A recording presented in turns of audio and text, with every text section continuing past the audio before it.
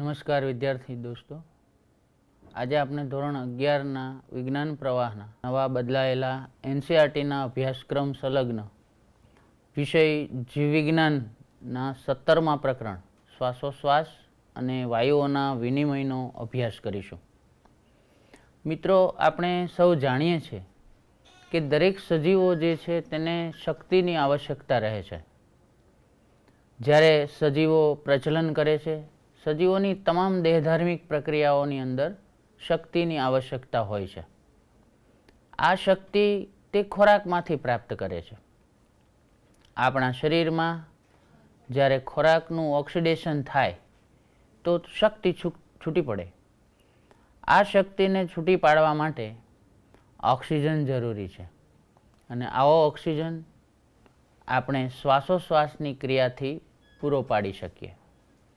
આપણે જાણીએ છીએ તે મુજબ શ્વાસની ક્રિયામાં ઓક્સિજન શરીરમાં દાખલ થાય અને ઉચ્છ્વાસની ક્રિયામાં શરીરમાં ઉત્પન્ન થયેલો કાર્બન ડાયોક્સાઇડ મુક્ત થયેલો હોય એને આપણે વાતાવરણમાં ફરીથી બહાર નિકાલ કરીએ. એટલે કે સજીવોને શરીરમાં શક્તિ મેળવવા ઓક્સિજન જરૂરી છે અને જે શરીરમાં વધારાનો કાર્બન ડાયોક્સાઇડ સર્જાયો હોય એ કાર્બન ડાયોક્સાઇડનો નિકાલ કરવો પણ એટલો જ જરૂરી છે, કારણ કે આવા વધારાના હાનિકારક વિષારી દ્રવ્યો આપણને બીમાર કરી શકે છે. મિત્રો, શ્વાસ, ઉચ્છ્વાસ અને વાયુઓનો વિનિમય આ ત્રણ મૂળભૂત આપણા આજના ટોપિક રહેશે. શ્વાસની ક્રિયા, ઉચ્છ્વાસની ક્રિયા અને વાતાવરણમાંથી આપણા શરીરમાં વાયુઓ પ્રવેશે અને શરીરમાં ઉત્પન્ન થયેલા વધારાના વાયુઓ વાતાવરણમાં નિકાલ પામે, એ ત્રણ મુખ્ય બાબતો પર આજે આપણે ચર્ચા કરીશું. મિત્રો, આપણે જાણીએ છીએ કે અમીબા જેવા એકકોષી સજીવથી શરૂ કરીને દરેક સજીવ આ શ્વસન ક્રિયા કરે છે. જે સરળ સજીવો છે, એકકોષી સજીવો છે, એ પોતાના શરીર દિવાલથી ઓક્સિજન મેળવી લે છે અને કાર્બન ડાયોક્સાઇડનો નિકાલ કરી દે છે. જ્યારે એનાથી થોડા જટિલ સજીવો છે, મત્સ્ય જેવા, એ પાણીમાંથી ઝાલર ફાંટ દ્વારા ઝાલરો વડે શ્વસન કરે છે. કેટલાક અળસિયું વગેરે સજીવો ભીની ચામડીથી દિવાલ દ્વારા શ્વસન કરી શકે છે. જ્યારે સરીસૃપ, વિહગ, સસ્તન વગેરે ઉચ્ચ કક્ષાના સજીવો ફેફસા દ્વારા શ્વસન કરે છે. માનવ ઉચ્ચ કક્ષાના સજીવ તરીકે ઉચ્ચ કક્ષાનું શ્વસન તંત્ર ધરાવે છે અને આજે આપણે સૌપ્રથમ માનવ શ્વસન તંત્રનો અભ્યાસ કરીશું. સૌપ્રથમ આપણે માનવના શ્વસન અંગો જોઈએ તો માનવની અંદર શ્વસન અંગમાં નાકથી શરૂ કરીને બાહ્ય નાસિકા છિદ્રો, નાસિકા કોટર, ત્યારબાદ અંતઃનાસિકા છિદ્રો, શ્વાસનળી, કંઠનળીમાંથી શ્વાસનળી સુધી, ત્યારબાદ એના જુદા જુદા વિભાગોમાં થઈ અને ફેફસા સુધી વાયુઓનો જે પ્રવેશ થાય છે તેને માનવ શ્વસન તંત્ર તરીકે ઓળખવામાં આવે છે. આમ બાહ્ય નાસિકા છિદ્રો, નાસિકા કોટર, અંતઃનાસિકા છિદ્રો, કંઠનળી, શ્વાસનળી, શ્વાસવાહિની, શ્વાસવાહિકાઓ, અંત્ય શ્વાસવાહિકાઓ, વાયુકોષ્ઠ, ફેફસા સુધીનું શ્વસન તંત્રનો આપણે અભ્યાસ કરવો જોઈએ. તો સૌપ્રથમ આપણે માનવ શ્વસન તંત્ર માટે શ્વાસોશ્વાસ અને વાયુઓના વિનિમયને સમજવા માટે માનવ શ્વસન તંત્ર સમજીશું. મિત્રો, આપણે જાણીએ છીએ તે મુજબ અહીં તમે જોઈ શકો છો કે શ્વાસનળી એ ડાબી અને જમણી એમ બે શાખાઓમાં વિભાજિત થયેલ છે. શ્વાસનળીને પ્રાથમિક શ્વાસવાહિની તરીકે બે ભાગમાં વર્ગીકૃત કરી શકાય, જે ત્યારબાદ ફરીથી શાખાઓમાં વિભાજિત થાય તો તેને દ્વિતીય શ્વાસવાહિની તરીકે ઓળખવામાં આવે. આ દ્વિતીય શ્વાસવાહિની ફરીથી શાખાઓમાં વિભાજિત થાય તો એને તૃતીય શ્વાસ વાહિની તરીકે ઓળખવામાં આવે. ત્યારબાદ તૃતીય શ્વાસ વાહિની ફરીથી વિભાજિત થઈને શ્વાસ વાહિકાઓ તરીકે ઓળખાય અને શ્વાસ વાહિકા અત્યંત નાના પાતળા સૂક્ષ્મ શ્વાસ વાહિકાઓ વડે વાયુકોષ્ઠમાં ખુલે અને આવા લાખોની સંખ્યામાં બધા જ વાયુકોષ્ઠ ભેગા મળી અને આ વાયુકોષ્ઠ ફેફસાની રચના કરે. એટલે કે શ્વાસ નળીથી વાયુકોષ્ઠ સુધીનો શ્વસન માર્ગ જુદી જુદી શાખા પ્રશાખાઓમાં વિભાજિત છે, જેવી કે શ્વાસ નળી, પ્રાથમિક શ્વાસ વાહિની, દ્વિતીય શ્વાસ વાહિની, તૃતીય શ્વાસ વાહિની, શ્વાસ વાહિકા, અંત્ય શ્વાસ વાહિકાની શાખાઓ અને વાયુકોષ્ઠ. આ આખું શ્વસન વૃક્ષ કહેવાય, જે વાયુઓને ફેફસા સુધી હવા લઈ જવા માટેનું માળખું છે, જે નલિકાઓ અને વાયુકોષ્ઠમાંથી બન્યું છે. મિત્રો, આપણે જાણીએ છીએ તે મુજબ જ્યારે જ્યારે શ્વસન ક્રિયાનો અભ્યાસ આપણે કરીએ ત્યારે આ શ્વાસ નળીથી શરૂ કરી અને વાયુકોષ્ઠ સુધીનો અભ્યાસ આપણે કરવો પડે. જ્યારે વાતાવરણની હવા એ પોતાના વધારે દબાણથી ફેફસાની અંદર વાતાવરણની હવા દાખલ થાય ત્યારે એ ક્રિયાને શ્વાસ ક્રિયા તરીકે ઓળખવામાં આવે અને ફેફસાની અંદર રહેલી કાર્બન ડાયોક્સાઇડવાળી હવા દબાણ મુજબ વાતાવરણમાં મુક્ત થાય, એટલે કે પોતાના વધુ દબાણથી ઓછા દબાણ તરફ મુક્ત થાય ત્યારે તેને ઉચ્છ્વાસની ક્રિયા તરીકે ઓળખવામાં આવે. હવે માનવ શ્વસન તંત્રની અંદર ટેલિટોપમાં આપણે ફેફસાની રચનાનો અભ્યાસ કરીશું.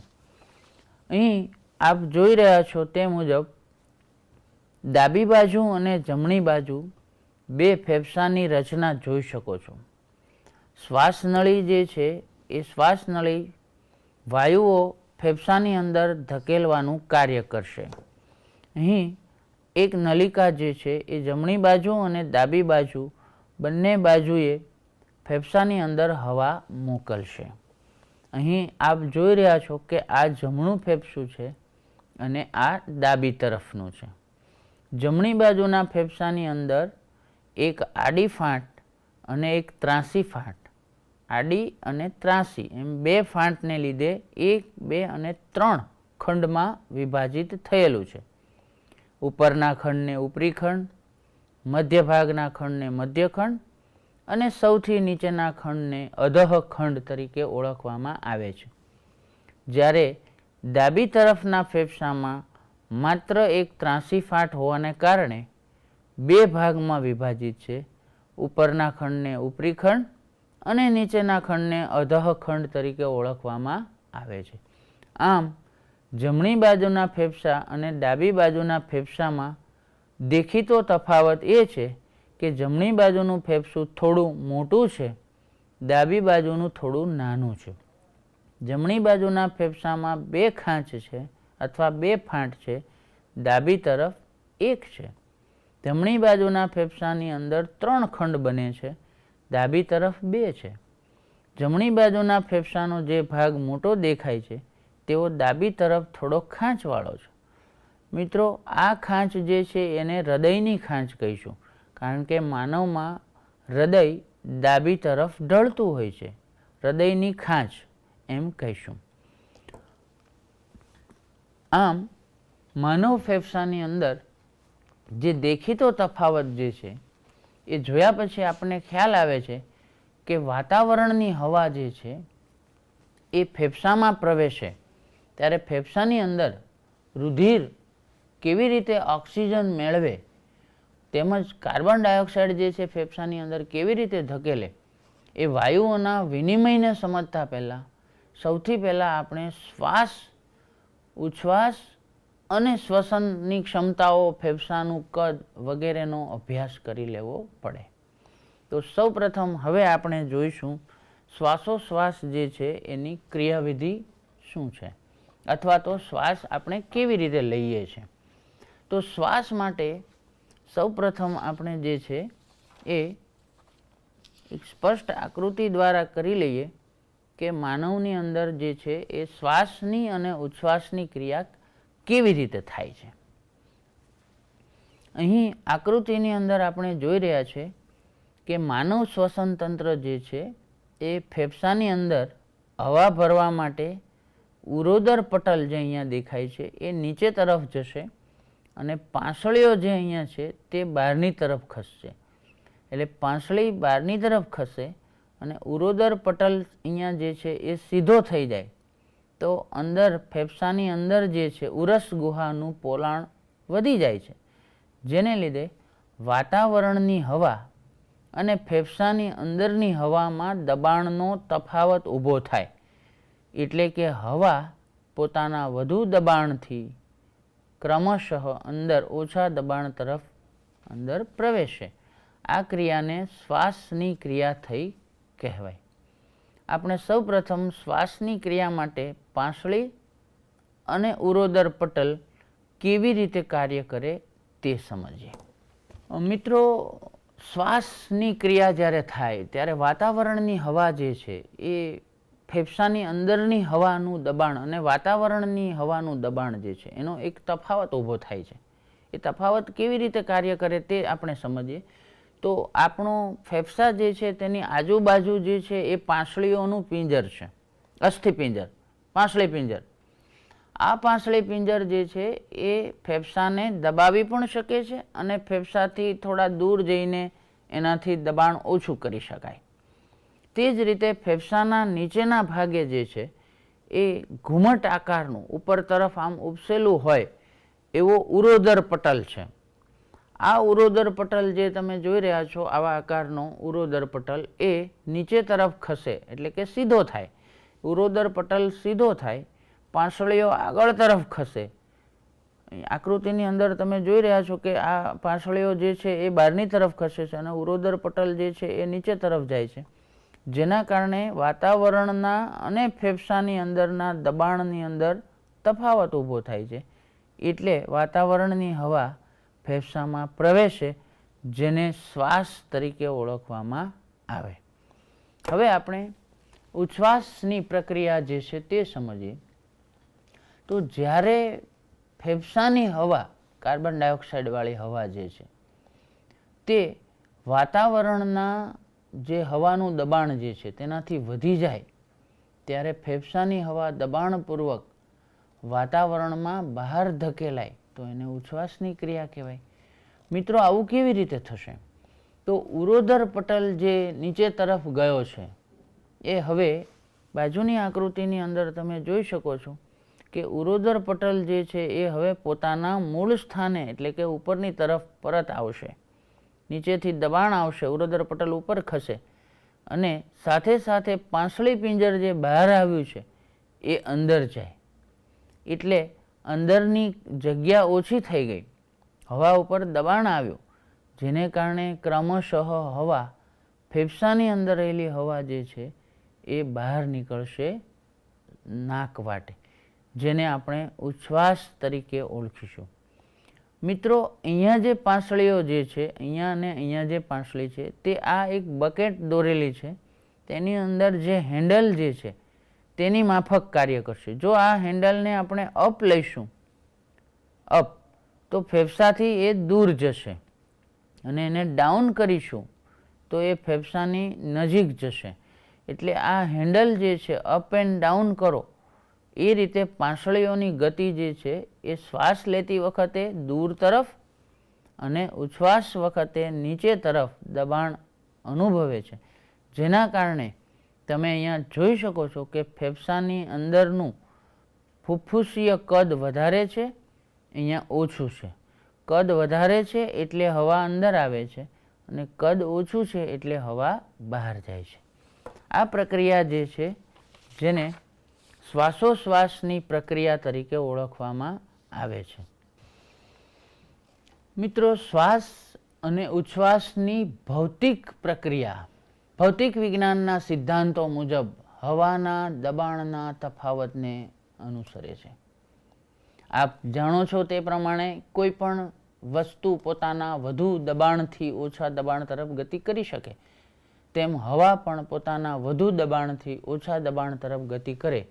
આ મૂળભૂત સિદ્ધાંત ઉપર શ્વાસ અને ઉચ્છ્વાસની ક્રિયા કાર્ય કરે છે. આપણે જોયું કે શ્વાસ લઈએ છીએ ત્યારે ઉરોદર પટલ અને પાંસળી પિંજરની ગતિ થાય છે. તે જ રીતે ઉચ્છ્વાસની ક્રિયામાં એમાં એક નવું પરિબળ ઉમેરાય. ઉરોદર પટલ પોતાના મૂળ સ્થાને આવે, પાંસળી પિંજરમાં ફેરફાર થઈ પાંસળીઓ નીચે તરફ ખસે. સાથે સાથે એક ભૌતિક વિજ્ઞાનનો એક નિયમ છે કે વસ્તુને ફૂલાવીએ તો એ ફરીથી મૂળ આકાર ધારણ કરવાનો પ્રયત્ન કરે. અહીં ફેફસામાં હવા ભરેલી છે, એ ફેફસા પોતાનું કદ વધાર્યું છે, ફૂલે છે, તે ફરીથી નોર્મલી પોતાનો મૂળ આકાર ધારણ કરવાનો સતત પ્રયત્ન કરે. આમ 3 પરિબળોના કારણે ફેફસાની હવા વાતાવરણમાં ધકેલાય એટલે ઉચ્છ્વાસની ક્રિયા આપમેળે થાય. મિત્રો, હવે આપણે શ્વસન ફેફસાની ક્ષમતાઓનો આપણે અભ્યાસ કરીશું કે આપણા ફેફસા જે છે એ કેવી રીતે શ્વસન કરશે. તો એના માટેના કેટલાક સૂત્રો અને સમીકરણો, એની જે છે એ માત્રાઓ જે છે એ આપણે સમજીએ. વિદ્યાર્થી મિત્રો, શ્વસનના કદને સમજવા માટે સૌથી પહેલાં જે મૂળભૂત પાયાના 1, 2, 3 અને 4 જે છે એ સૂત્રો સમજી લેવા પડે. સૌથી પહેલાં ટાઇડલ વોલ્યુમ છે. ટાઇડલ વોલ્યુમ એટલે જે હવા ફેફસાની અંદર જશે અને બહાર આવશે. સામાન્ય અને તંદુરસ્ત વ્યક્તિ 500 ml જેટલી હવા એ શ્વાસ દરમિયાન લે છે અને ઉચ્છ્વાસ દરમિયાન બહાર કાઢે છે. એટલે નંબર 1 પર જે લખ્યું છે આપણે ટાઇડલ વોલ્યુમ, એ સામાન્ય શ્વાસ અને સામાન્ય ઉચ્છ્વાસ છે. નંબર 2 પર આપણે લખ્યું છે IRV, એટલે સામાન્ય વ્યક્તિ 500 ml હવા લે છે, તે જો થોડો ઊંડો શ્વાસ લે તો 2500 થી 3000 ml વધુ હવા ફેફસામાં ભરી શકે છે. એટલે ઊંડા શ્વાસ લઈને આપણે આટલી હવા અંદર લઈ શકીએ છીએ, જે 500 ml અને 2500 થી 3000 ml ફેફસામાં હવા દાખલ થઈ કહેવાય. ત્રીજા નંબર પર આપણે જોઈશું ERV, એટલે કે સામાન્ય ઉચ્છ્વાસ 500 ml છે. હવે દબાણપૂર્વક આપણે ફેફસામાંથી હવા જો બહાર કાઢીએ તો એ 1000 થી 1100 ml હવા આપણે બહાર કાઢી શકીએ છીએ. જો ઇન્સ્પાયરેટરી રિઝર્વ વોલ્યુમ અને એક્સપાયરેટરી રિઝર્વ વોલ્યુમમાં તફાવત જોઈએ તો એ લગભગ 1100 થી 1200 ml નો છે, જે ફેફસામાં ભરાઈ રહે છે. ધેટ ઇઝ રેસિડ્યુઅલ વોલ્યુમ, એટલે કે ફેફસામાંથી આટલી હવાને આપણે બહાર કાઢી શકતા નથી. આ 4 મૂલ્યોના આધારે આપણે જુદી જુદી ગણતરી કરી શકીએ છીએ. જેમ કે આપણા ફેફસાના શ્વસનની ક્ષમતા કેટલી છે, ઇન્સ્પાયરેટરી કેપેસિટી કેટલી છે, તો સામાન્ય શ્વાસ ટાઇડલ વોલ્યુમ અને ઊંડા શ્વાસ એટલે કે ઇન્સ્પાયરેટરી રિઝર્વ વોલ્યુમ, આ બંનેનો સરવાળો કરીએ તો 3000 થી 3500 જે મૂલ્ય મળે તે તમારી શ્વાસની ક્ષમતા છે. તે જ રીતે ઉચ્છ્વાસની ક્ષમતા સમજીએ તો TV પ્લસ ERV, એટલે કે સામાન્ય ઉચ્છ્વાસ અને ઊંડા એટલે કે દબાણપૂર્વકના ઉચ્છ્વાસ. જો TV અને ERVનો સરવાળો કરીએ તો લગભગ 1500 થી 1600 ml જેટલું તમે જે છે એ એક્સપાયરેટરી કેપેસિટી તમારી ઉચ્છ્વાસ ક્ષમતા થઈ.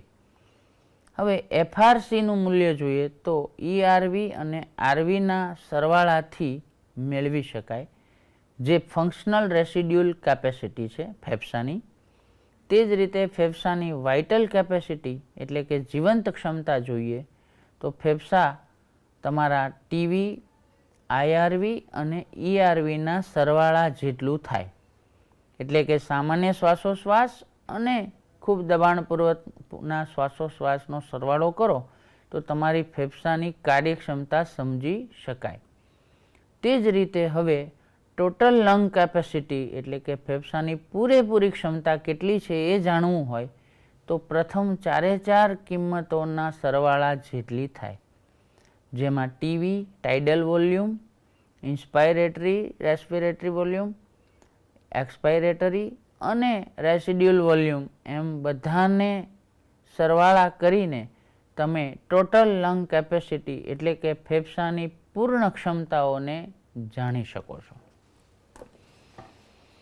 મિત્રો, આ ખૂબ રસપ્રદ જાણકારી છે અને બહુ જ સરળતાથી આ પ્રથમ 4 સૂત્રોને યાદ કરો તો બાકીના જે છે એ તમે ગણતરીપૂર્વક મેળવી શકો છો.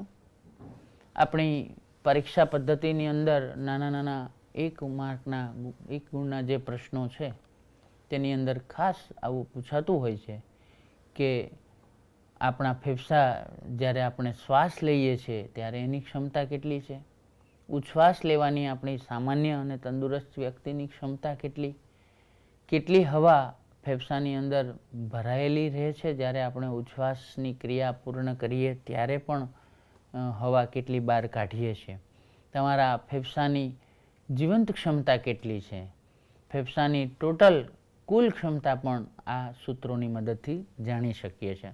અને આ ક્ષમતાઓનું જે છે એ મેડિકલ સાયન્સમાં પણ ઘણું જે છે મૂલ્ય છે, કારણ કે આપણા છાતીને કેટલી ફૂલાવી શકો છો એવું જુદી જુદી ભરતીઓની અંદર પણ જ્યારે આપણા ફેફસાનું કદ જે છે એ ફૂલાવવાની ક્ષમતાઓ જ્યારે સમજવાની હોય ત્યારે આ મેડિકલ ટર્મિનોલોજી છે એ આપણે જાણવી ખૂબ જરૂરી છે.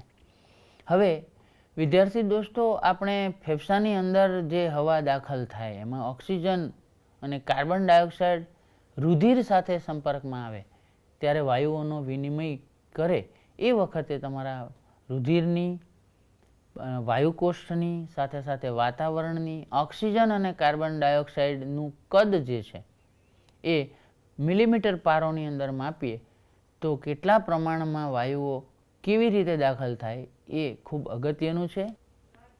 મિત્રો, વાતાવરણના દબાણને અને ફેફસાની અંદરના દબાણને mmHgની અંદર આપણે લઈએ તો શ્વસન વાયુઓ ઓક્સિજન અને કાર્બન ડાયોક્સાઇડ માટે અહીંયા જુદી જુદી જગ્યાએ કુલ દબાણ જે છે એ જોઈએ તો હવા ઓક્સિજન કેવી રીતે અંદર દાખલ થાય અને કાર્બન ડાયોક્સાઇડ કેવી રીતે બહારની તરફ જે છે એ ગતિ કરે એ ખૂબ સરળતાથી સમજી શકાય. જેમ કે અહીંયા તમે જોઈ રહ્યા છો કે ઓક્સિજન વાતાવરણમાં 159 mmHg જેટલો છે, જે ફેફસાના વાયુકોષ્ઠ કરતાં વધારે છે, એટલે ઊંચા દબાણથી નીચા દબાણ તરફ એ ગતિ કરશે. તે જ રીતે વાયુકોષ્ઠ અને રુધિર જુઓ તો વાયુકોષ્ઠમાં રુધિરની અંદર ઓક્સિજનની માત્રા છે તેના કરતાં વધારે છે, એટલે એ પણ ઊંચા દબાણથી નીચા દબાણ તરફ ગતિ કરશે. હવે આ રુધિર જે છે તેની અંદર જે 40 એકમ જેટલો, અહીંયા તમને દેખાય છે કે 40 એકમ જેટલો જે ઓક્સિજન હતો એ આમાંથી ઓક્સિજન મેળવવાથી તેની માત્રા વધીને 95 એકમ જેટલી થઈ, જે પેશી કરતાં ઓછું છે, એટલે પેશીઓની અંદર પ્રસરણ પામશે, એટલે કે ઓક્સિજન જે છે પેશીની અંદર આવ્યો. હવે કાર્બન ડાયોક્સાઇડની વેલ્યુ જે છે એ પેશીની અંદર અત્યારે 45 એકમ mmHg જેટલી છે, જે રુધિરમાં ઓછી છે, એટલે એ આ તરફ ગતિ કરશે, જેને લીધે રુધિરમાં 45 એકમ જેટલો કાર્બન ડાયોક્સાઇડ થયો, જે વાયુકોષ્ઠ કરતાં વધારે છે, એટલે તે વાયુકોષ્ઠમાં પ્રસરણ પામી શકે. હવે વાયુકોષ્ઠમાં જે છે એ વાતાવરણ કરતાં ખૂબ જ વધારે છે, એટલે ફરી પાછો વાતાવરણ તરફ એ આગળ વધે, એટલે કે વાતાવરણમાં કાર્બન ડાયોક્સાઇડ જે છે એનું પ્રમાણ અત્યંત ઓછું હોવાથી ફેફસાના પેશીકોષોમાંથી રુધિરમાંથી ફેફસામાં અને ફેફસામાંથી વાતાવરણમાં બહાર નિકાલ પામશે. જેમ ઓક્સિજન અંદર પ્રવેશે તેમ કાર્બન ડાયોક્સાઇડ નિકાલ પામે. મિત્રો, આ દબાણના mmHgના એકમથી આપણે જોયું કે કોઈ પણ વાયુ ઓક્સિજન જ્યારે ફેફસામાં આવે છે ત્યારે અને કાર્બન ડાયોક્સાઇડ જ્યારે ફેફસામાંથી બહાર નિકાલ પામે છે ત્યારે બંને વખતે દબાણના એકમોને આપણે ધ્યાનમાં લઈએ તો દબાણના સિદ્ધાંતથી ઊંચા દબાણથી નીચા દબાણ તરફ ગતિ કરવાનું પસંદ કરે છે. એટલે કે શ્વાસની ક્રિયા અને ઉચ્છ્વાસની ક્રિયા એ સંપૂર્ણ રીતે એક ભૌતિક ક્રિયા છે.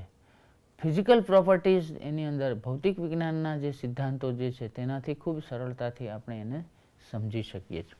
હવે આપણે વાયુઓના વિનિમય તરફ આગળ વધીશું. આપણે શ્વાસ અને ઉચ્છ્વાસની ક્રિયામાં વાયુઓનો વિનિમય કેવી રીતે થાય એ જોઈએ. તો સૌથી પ્રથમ આપણે રુધિર જે છે તેની અંદર વાયુઓનો વિનિમય કેવી રીતે થાય તે સમજીએ.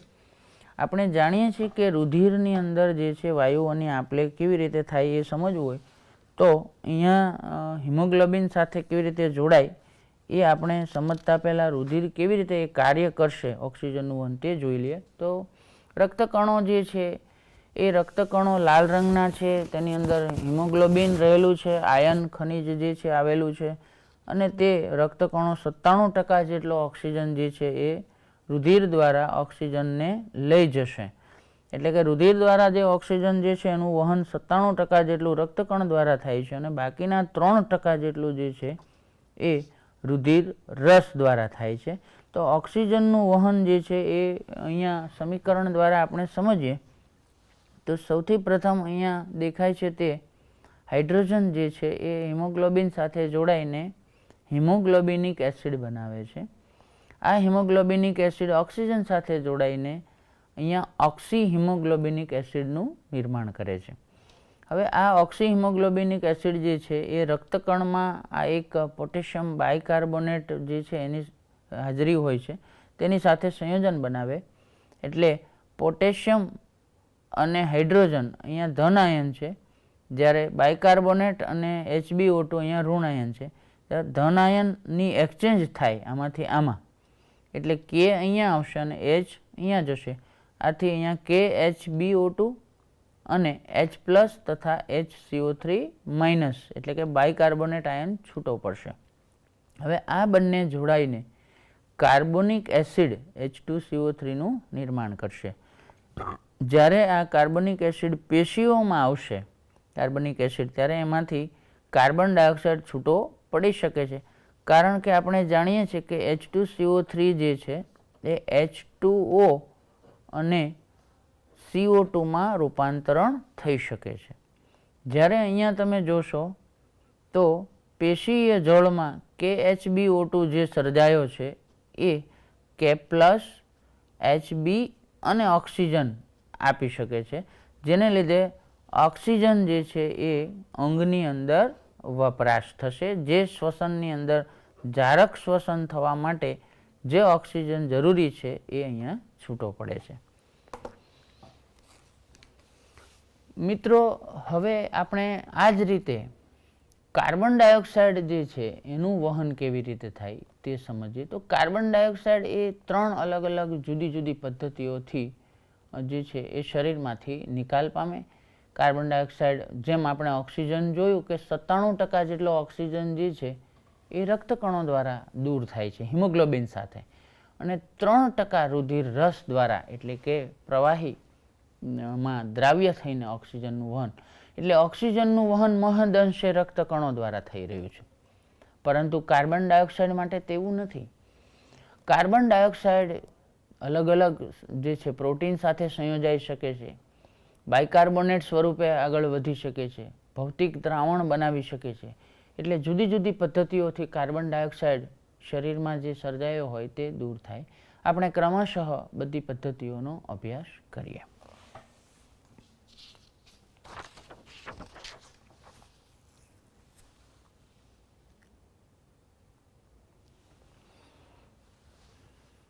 અહીં આપ જોઈ રહ્યા છો કે રુધિર કાર્બન ડાયોક્સાઇડનો નિકાલ કેવી રીતે કરે. તો રુધિર દ્વારા કાર્બન ડાયોક્સાઇડનો નિકાલ કરવા માટે સૌથી પહેલાં ભૌતિક દ્રાવણની રીત અને રાસાયણિક ઘટકોની રીત એમ 2 મુખ્ય પદ્ધતિઓ છે. ભૌતિક દ્રાવણ એટલે કે ફિઝિકલ જે છે એ ડાયલ્યુશન કેવી રીતે થાય, આવું વહન 10% જેટલું થાય છે. કાર્બન ડાયોક્સાઇડ અને પાણી બંને જોડાઈને કાર્બોનિક એસિડ બનાવે છે. આ કાર્બોનિક એસિડ જે છે એ જો 10% કરતાં વધારે પ્રમાણમાં બનાવવામાં આવે તો જે રુધિરનો સામાન્ય pH જે છે 7.4 છે એ ઘટી જાય અને એસિડિક માધ્યમ એટલે કે 4.5 થઈ શકે. જો તે 4.5 થાય તો રક્તકણ જે છે એનો નાશ કરી શકે, કારણ કે એસિડિક માધ્યમને લીધે રક્તકણો સાંદ્ર બનીને ફાટી જાય. આથી ભૌતિક દ્રાવણ તરીકે કાર્બન ડાયોક્સાઇડનું વહન 10%થી વધારે થવું એ જીવલેણ નીવડી શકે છે અને માનવનું મૃત્યુ થઈ શકે છે. રાસાયણિક ઘટકો બે છે, કાર્બામિનો ઘટક અને બાયકાર્બોનેટ આયનો. કાર્બામિનો ઘટકની રીતે 20% જેટલું અને બાયકાર્બોનેટની રીતે 70% જેટલું કાર્બન ડાયોક્સાઇડનું વહન થાય છે. સૌપ્રથમ આપણે કાર્બામિનો ઘટક જોઈએ તો અહીંયા બે શબ્દ છે, કાર્બન અને એમિનો. તો કાર્બન અને એમિનો એટલે કે હિમોગ્લોબિનમાં રહેલ એમિનો જૂથ ભેગા મળીને CO2 પ્લસ HbNH2 એટલે કે હિમોગ્લોબિન ભેગા મળીને HbNHCOOH હિમોગ્લોબિનિક એસિડનું સંયોજન બનાવે છે. તે જ રીતે પ્રોટીનની અંદર પણ એમિનો સમૂહ છે. તો રુધિર રસના અમુક પ્રોટીન કાર્બન ડાયોક્સાઇડ સાથે સંયોજાઈને પ્રોટીન અને એમિનો સમૂહ સાથે કાર્બોનિક એસિડનું સંયોજન બનાવે છે એટલે કે PRNHCOOH. આમ કાર્બામિનો ઘટક બે છે અને તે લગભગ 20% જેટલો કાર્બન ડાયોક્સાઇડને દૂર કરી શકે છે. બાકીનો 70% જેટલો કાર્બન ડાયોક્સાઇડ એ બાયકાર્બોનેટની રીતે શરીરમાંથી દૂર થશે. સૌપ્રથમ આપણે બાયકાર્બોનેટ સ્વરૂપે જે છે એ કાર્બન ડાયોક્સાઇડનું વહન બે મુખ્ય પદ્ધતિથી થાય છે તે જોઈએ. તેમાં રક્તકણની રીત અને રુધિર રસની રીત એમ બે પદ્ધતિ છે. રક્તકણ એટલે કે સામાન્ય રીતે લાલ રંગના કણ એ અલ્પ માત્રાની અંદર કાર્બન ડાયોક્સાઇડ અને પાણી સંયોજાઈને અહીં કાર્બનિક એનહાઇડ્રેઝ નામનો ઉત્સેચક એને કાર્બોનિક એસિડમાં રૂપાંતરિત કરે છે. આ ક્રિયા ઉત્સેચકની ગેરહાજરીમાં ધીમી થાય છે અને ઉત્સેચકની હાજરીમાં ખૂબ ઝડપથી થાય છે. ત્યારબાદ આ કાર્બનિક એસિડ એ H+ અને HCO3- એટલે કે બાયકાર્બોનેટ આયનમાં ફેરવાય છે અને એ રીતે રક્તકણમાંથી બાયકાર્બોનેટ આયન સ્વરૂપે જે છે એ ભૌતિક દ્રાવણ જેમ બને છે તેમ રક્તકણમાંથી આ જે છે કાર્બન ડાયોક્સાઇડ દૂર થાય છે. હવે રુધિર રસમાં કેવી રીતે થાય? રુધિર રસમાં એક ફોસ્ફેટ બફરની રીત અને બી રુધિર રસના પ્રોટીન તથા 3 અલગ અલગ પ્રકારની ક્લોરીન અને ક્લોરાઇડ સ્થળાંતરણ એમ પદ્ધતિઓ છે. પહેલી પદ્ધતિ આપણે જોઈશું તો રુધિર રસમાં એક બફર પદાર્થ રહેલો છે. બફર પદાર્થ એ છે ડાયસોડિયમ હાઇડ્રોજન ફોસ્ફેટ, જે H2CO3 સાથે જોડાઈને સોડિયમ NaH2CO3 બનાવે છે. હવે સોડિયમ બાયકાર્બોનેટ અને NaH2PO4. તો સોડિયમ બાયકાર્બોનેટ તરીકે કાર્બન ડાયોક્સાઇડ જે છે નિકાલ થાય અને એક બફરમાંથી બીજો બફર એટલે કે સોડિયમ ડાયહાઇડ્રોજન ફોસ્ફેટનું નિર્માણ થાય. એટલે એક બફર બીજા બફરમાં રૂપાંતરિત થયો અને કાર્બન ડાયોક્સાઇડ જે છે એ સોડિયમ બાયકાર્બોનેટ તરીકે નિકાલ પામે. એવી જ રીતે રુધિર રસના પ્રોટીન સાથે સોડિયમ અને પ્રોટીન જોડાઈને સોડિયમનું અને પ્રોટીનનું જોડાણ એક સંકુલ બનાવે અને એ સંકુલ એ H2CO3 સાથે જોડાય ત્યારે સોડિયમ બાયકાર્બોનેટ, ફરીથી સોડિયમ બાયકાર્બોનેટ અને રિડ્યુસ પ્રોટીન અથવા પ્રોટોનિક એસિડનું નિર્માણ કરે. આમ બે મુખ્ય પદ્ધતિઓ ઉપરાંત એક વધારાની પદ્ધતિનો પણ આપણે અભ્યાસ કરીએ તો એ છે ક્લોરાઇડના સ્થળાંતરણની રીત. અહીં તમે જોઈ રહ્યા છો કે ક્લોરાઇડ જે છે એટલે કે ક્લોરીનનો આયન જે છે એ NaCl માં છે. આ બાજુનો ભાગ જે છે એ રુધિર રસ લઈએ અને આ બાજુનો ભાગને રક્તકણ ગણીએ તો રુધિર રસમાં સોડિયમ ક્લોરાઇડ છે અને રક્તકણમાં પોટેશિયમ ક્લોરાઇડ છે. રુધિર રસનો સોડિયમ ક્લોરાઇડ જ્યારે ઓક્સિજનનું વહન થાય એ વખતે આયનીકરણ થઈને સોડિયમ અને ક્લોરાઇડમાં રૂપાંતરિત થાય. હવે આ રક્તકણની દિવાલ, આ આખો જે રક્તકણ જે છે એની દિવાલ ઋણ આયન માટે પ્રવેશશીલ છે, પણ આ ધન આયન માટે પ્રવેશશીલ નથી. માટે આ ક્લોરાઇડ જે છે એ પ્રવેશી શકે, સોડિયમ ન પ્રવેશી શકે. તો ક્લોરાઇડ રક્તકણમાં રુધિર રસમાંથી રક્તકણમાં દાખલ થાય. હવે આ ક્લોરાઇડ જ્યારે આ તરફ આવે એ જ વખતે KHCO3 એટલે કે પોટેશિયમ બાયકાર્બોનેટમાંથી પોટેશિયમ અને બાયકાર્બોનેટ છૂટા પડે. હવે આ બાયકાર્બોનેટ ઋણ આયન છે જે દિવાલ પ્રવેશશીલ હોવાથી પ્રસરણ પામે અને ક્લોરીનની વિરુદ્ધ દિશામાં ગતિ કરે.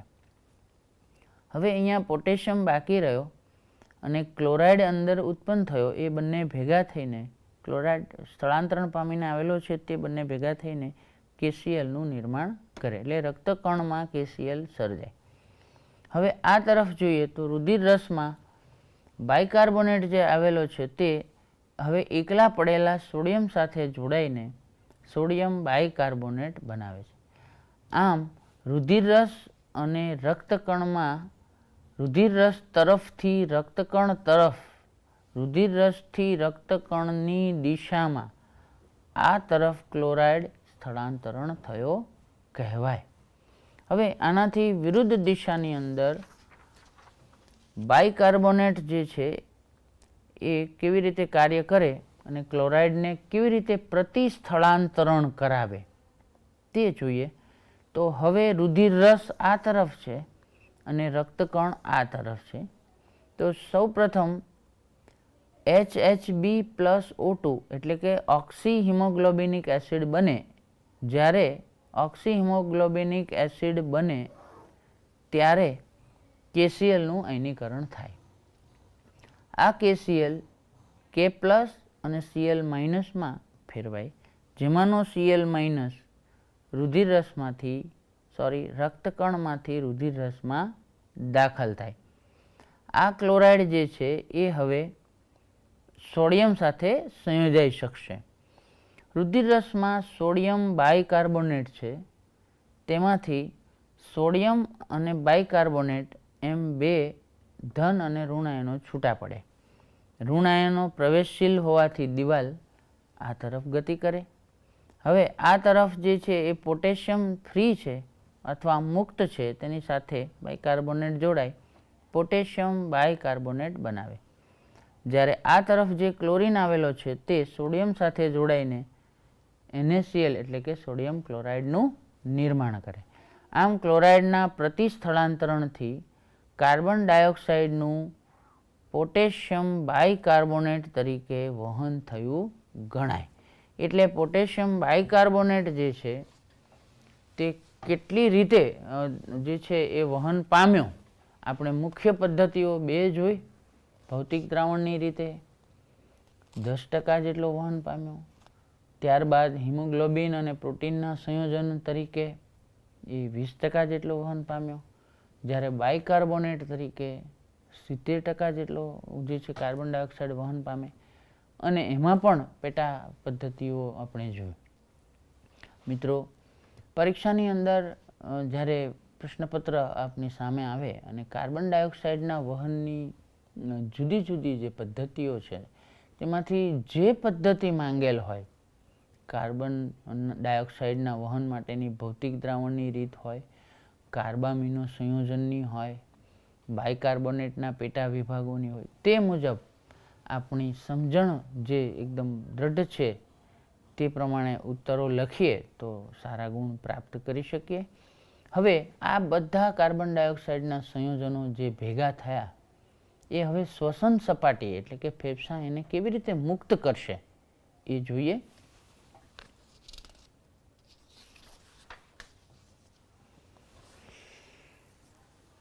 મિત્રો, શ્વસન સપાટી પર કાર્બન ડાયોક્સાઇડ મુખ્ય 5 સ્વરૂપે એટલે કે કાર્બનિક acid, potassium bicarbonate, sodium bicarbonate, હિમોગ્લોબિનના સંયોજનો કાર્બામિનો હિમોગ્લોબિન અને કાર્બામિનો પ્રોટીન એમ 5 અલગ અલગ પદ્ધતિથી કાર્બન ડાયોક્સાઇડ દૂર થઈ શકશે.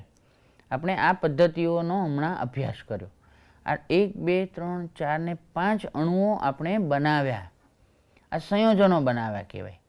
હવે આ સંયોજનો ફેફસાની અંદર આવીને કાર્બોનિક એસિડમાંથી પાણી અને કાર્બન ડાયોક્સાઇડ બનશે. કાર્બન ડાયોક્સાઇડ વાતાવરણમાં મુક્ત થશે.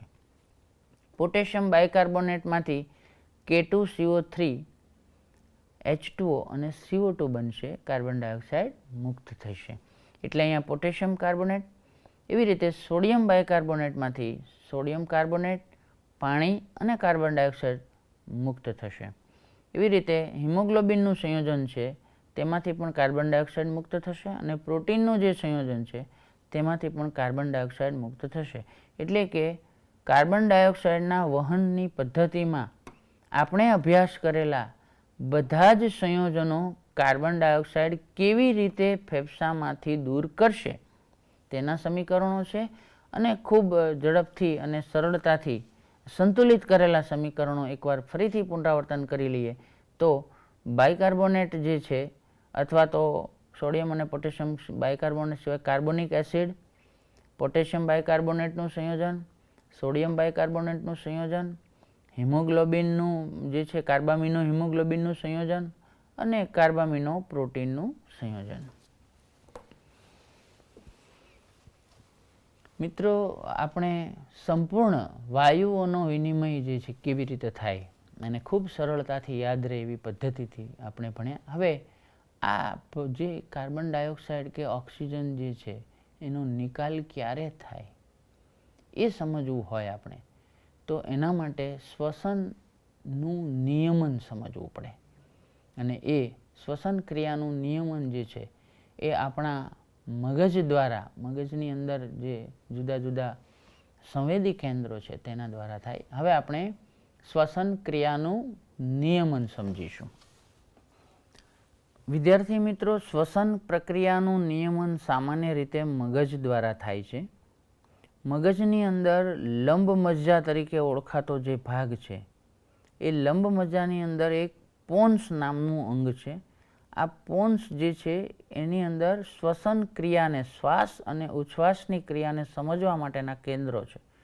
આ કેન્દ્રમાંથી ચેતાઓ, મસ્તિષ્ક ચેતાઓ રુધિર સાથે સંપર્કમાં છે અને રુધિરમાં કાર્બન ડાયોક્સાઇડની જે સાંદ્રતા છે એ કાર્બન ડાયોક્સાઇડની સાંદ્રતા એટલે કે અહીંયા તમે જુઓ તો આપણા આ મોટા મગજ જે છે એની અંદર આ રીતે લંબમજ્જાનો ભાગ જે છે અહીંયા છે, નાના મગજ સાથે જોડાયેલો છે.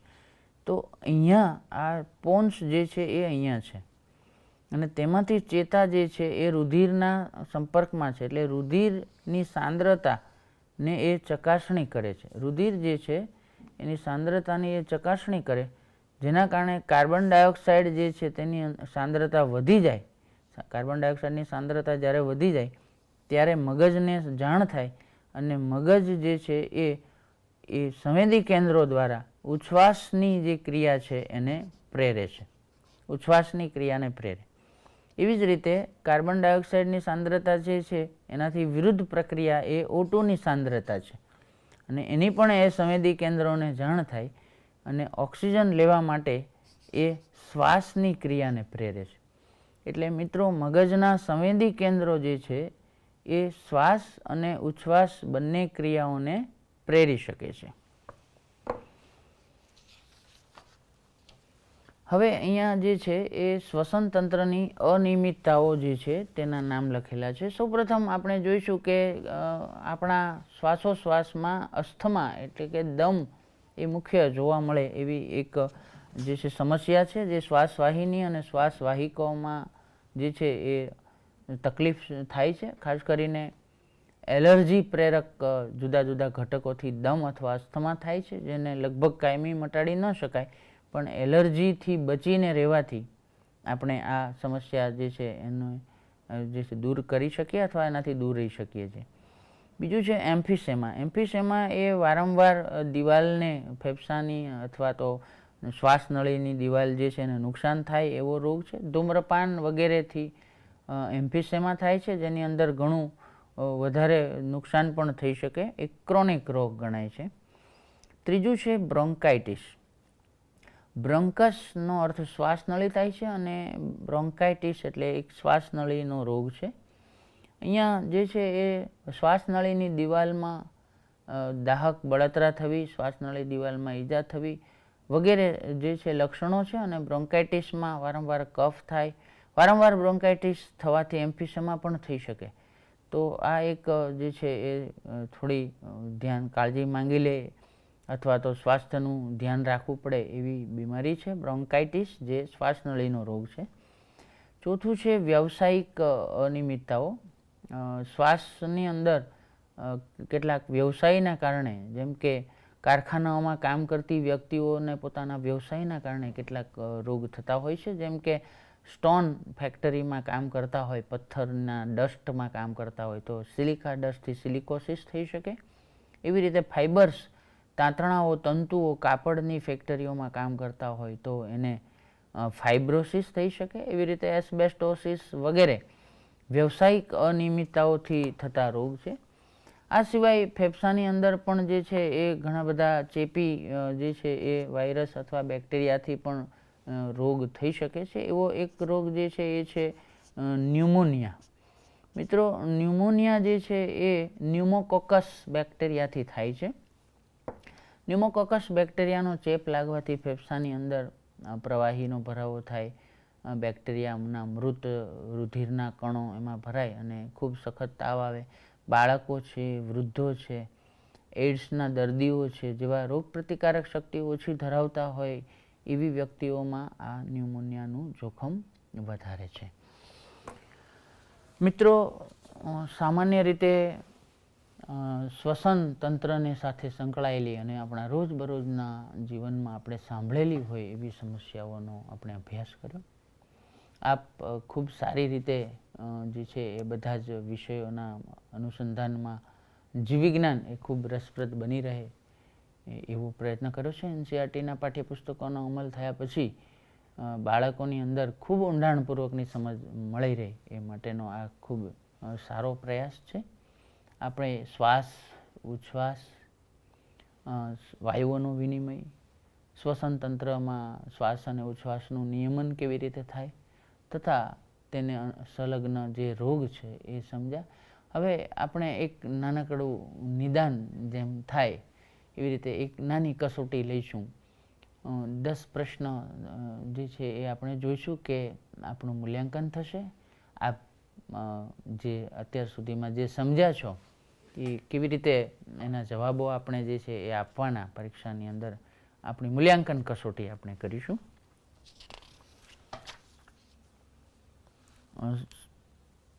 પ્રથમ પ્રશ્ન છે, ઓક્સિજનનું વાયુકોષ્ઠમાં આંશિક દબાણ જણાવો.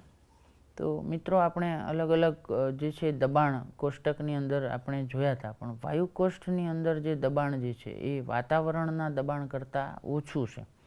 તો અહીંયાથી આપણે જોઈએ તો સૌથી વધુ વાતાવરણનું દબાણ છે અને આ વાયુકોષ્ઠનું દબાણ છે.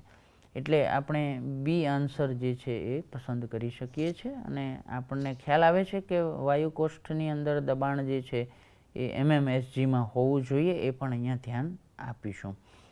બાકીના દબાણનો પણ આપણને ખ્યાલ હોવો જોઈએ. તો જ આપણે 3 ખોટા વિકલ્પ પણ આપણે જાણતા હોવા જોઈએ અથવા કારણ જાણતા હોવા જોઈએ કે આ વાતાવરણનું દબાણ છે, આ વાયુકોષ્ઠનું દબાણ છે, આ રુધિર જે છે જ્યારે કાર્બન ડાયોક્સાઇડવાળું હોય ત્યારે અને ઓક્સિજનવાળું હોય ત્યારે.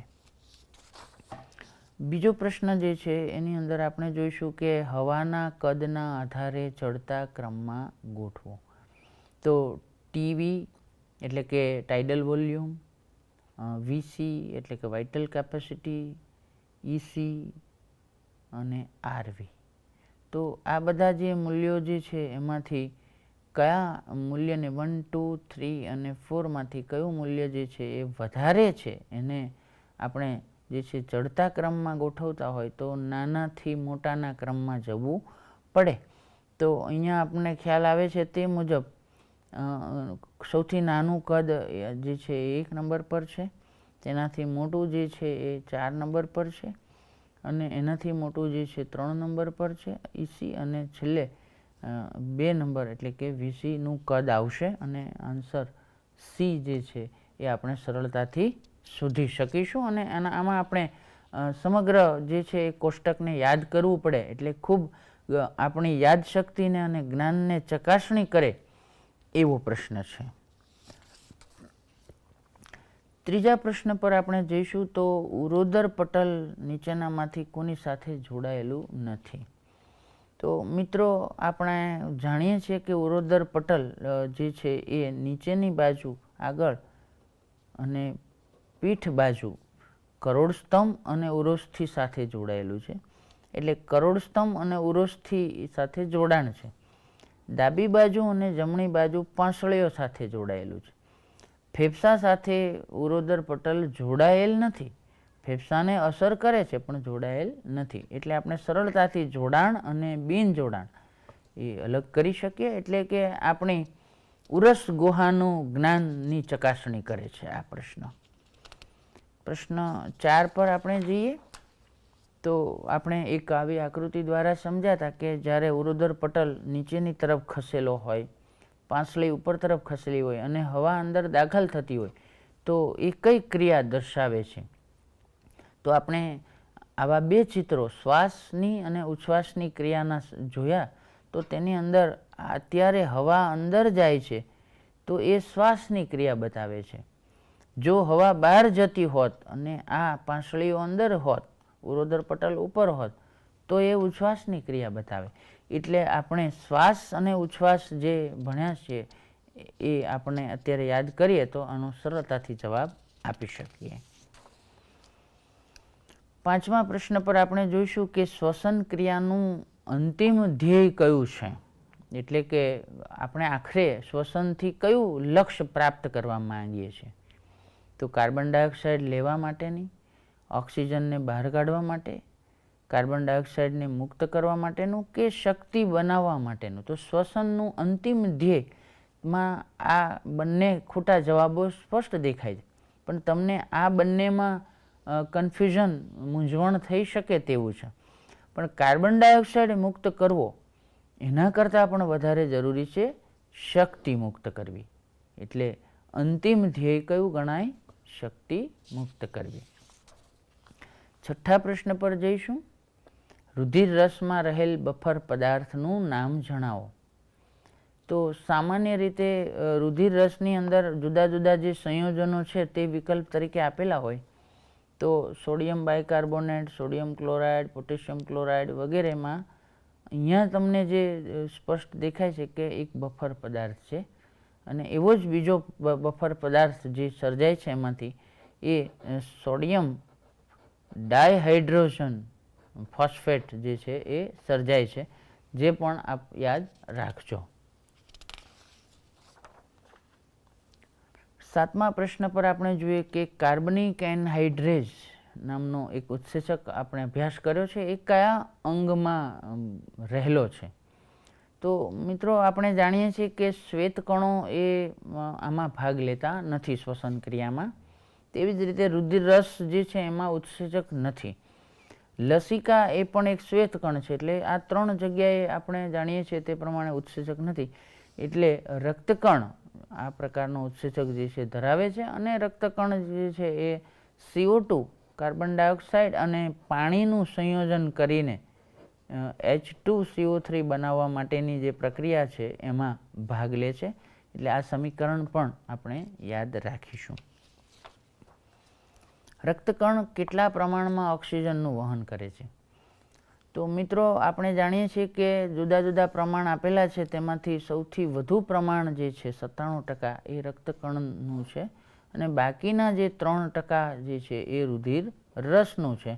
એટલે આ પ્રશ્ન દ્વારા આપણે એક સાથે 2 પ્રમાણ જે છે યાદ રાખી શકીએ છીએ. અને અંતિમ સવાલમાં આપણે જોઈશું કે સૌથી વધુ કાર્બન ડાયોક્સાઇડનું વહન કયા સ્વરૂપે થાય છે?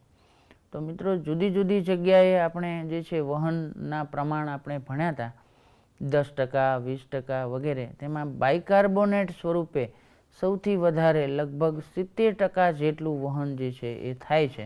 એટલે સૌથી વધુનો જવાબ એ બાયકાર્બોનેટ ગણાય.